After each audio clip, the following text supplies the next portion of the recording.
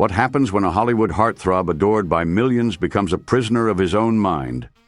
Behind Robert Walker's boyish charm and glittering career lay heartbreak, betrayal, and a silent descent into darkness. This is not just a story of fame, it's a tragedy that Hollywood couldn't script. If you love classic Hollywood stories full of brilliance and heartbreak, don't forget to hit that subscribe button and support Sajjad Classic for more forgotten tales of the silver screen. Like, you do my murder, I do yours. We're coming into my station. For example, your wife, my father. Crisscross.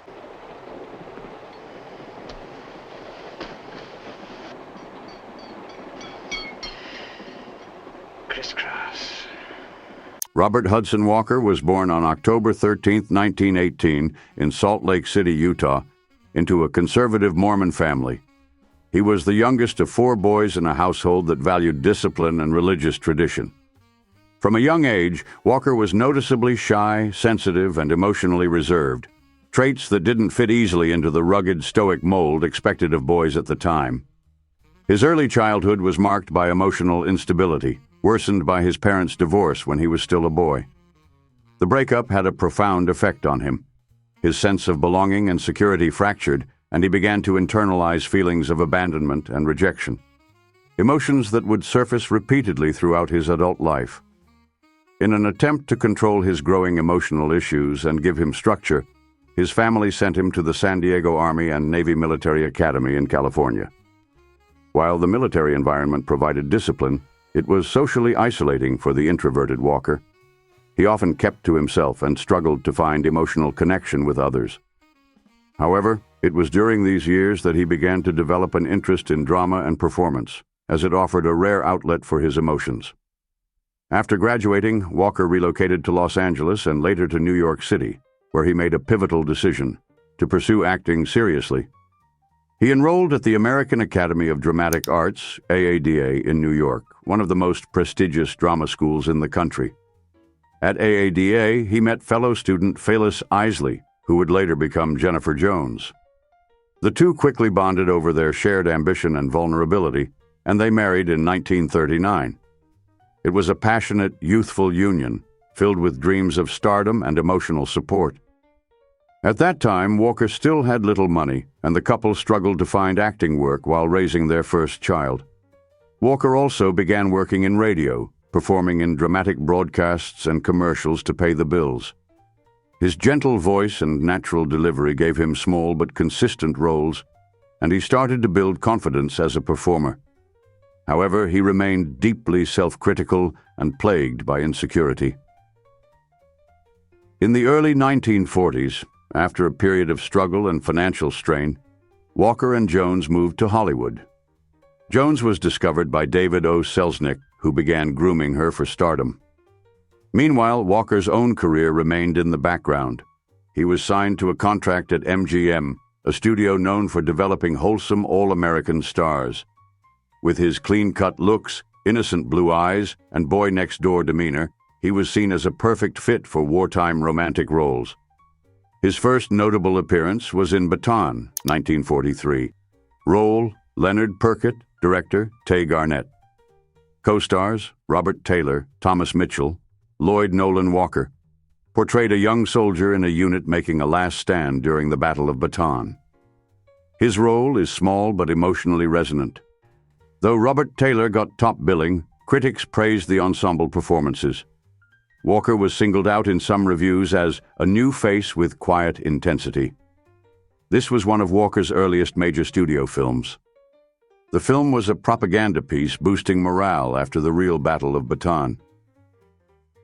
Private Hargrove, sir. Private Marion Hargrove, D Battery, 1st Battalion, 1st Regiment, Field Artillery Replacement Training Center, Fort Bragg, North Carolina.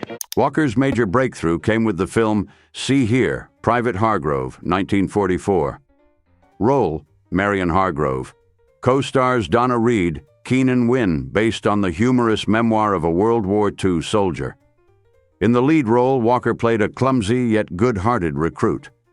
Walker plays a wisecracking yet endearing rookie who fumbles through military training. His performance struck a chord with American audiences living through the war. He embodied the ordinary man doing his best under extraordinary circumstances. The film blends humor with patriotic spirit. The film was a box office success, and Walker was suddenly in demand. His portrayal was endearing, genuine, and relatable, making him an immediate favorite among both moviegoers and studio executives. Audiences loved it, especially Walker's likable awkwardness. Variety noted, Walker's natural, unforced humor makes the character relatable to millions. His ascent to stardom had begun. The movie was based on a real-life column and book by Marion Hargrove. The success spawned a sequel, What Next, Corporal Hargrove, though Walker did not reprise the role. Following the success of Private Hargrove, MGM cast Walker in a series of romantic dramas, war films, and light comedies, cementing his image as a sensitive, loyal, emotionally vulnerable young man. This was both a strength and a curse. While audiences adored him, the studio typecast him, rarely giving him complex or challenging roles early on. Let's revisit the films that defined Robert Walker's career, each one offering a glimpse into both his talent and his turmoil. God, I have something for you. You have? Oh, gee, you didn't have to do that. Here, it's my class ring. Oh, that's wonderful. You sure you don't need it?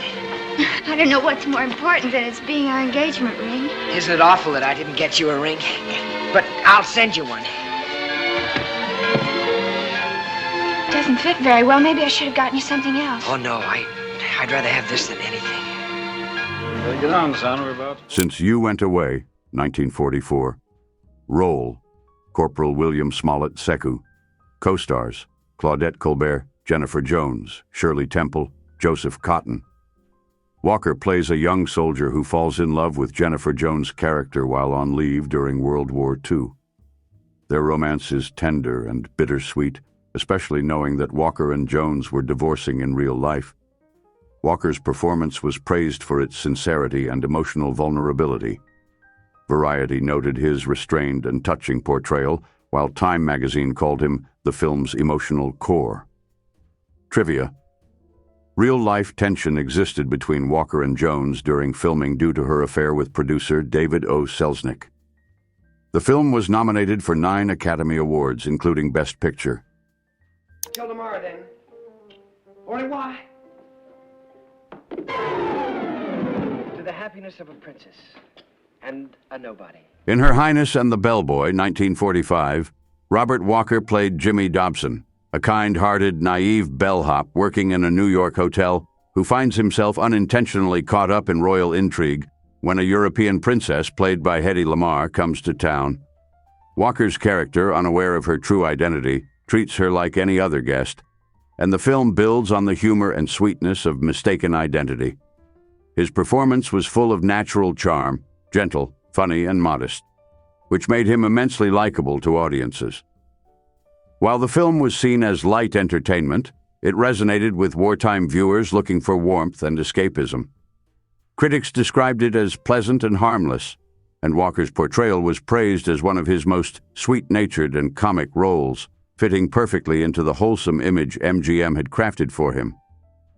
The entire film was shot on MGM sound stages, with lavish sets recreating a fictional European setting, and it stood out as one of the rare times Walker took the lead in a romantic comedy, showing his potential as a soft comedic actor. You darling, you are frightened. Well, just from the toes up. Come here. Come here to me, close to me.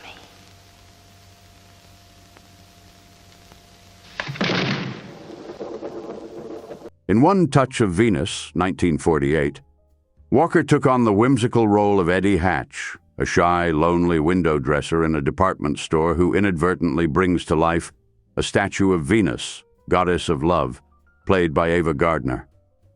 The film blended fantasy with romance and satire, and Walker's performance gave the story a grounded sweetness. His chemistry with Ava Gardner was playful and endearing. Gardner's character was seductive and powerful, while Walker's was insecure and confused, creating a delightful opposites-attract dynamic. While Gardner understandably drew much of the visual spotlight, critics recognized Walker's subtle comic timing and emotional openness, which kept the fantastical premise believable. He played Eddie with a mix of awkwardness and sincerity that made him deeply relatable. The film was based on a hit Broadway musical, though most songs were removed in the screen version. Time is so old and love so brief. Love is pure gold and time a thief. Notably, Gardner's singing was dubbed, while Walker carried many of the emotional beats of the story, balancing comedy with vulnerability and reminding audiences of his versatility beyond dramas. But it was in Strangers on a Train, 1951, where Robert Walker gave the defining performance of his career. A performance that remains one of the most chilling and brilliant in cinematic history.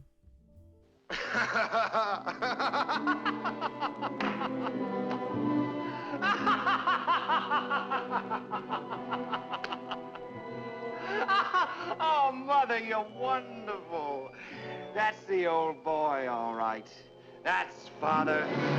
He played Bruno Antony, a wealthy, flamboyant, and dangerously unhinged man who proposes a murder trade to a stranger he meets during a train ride.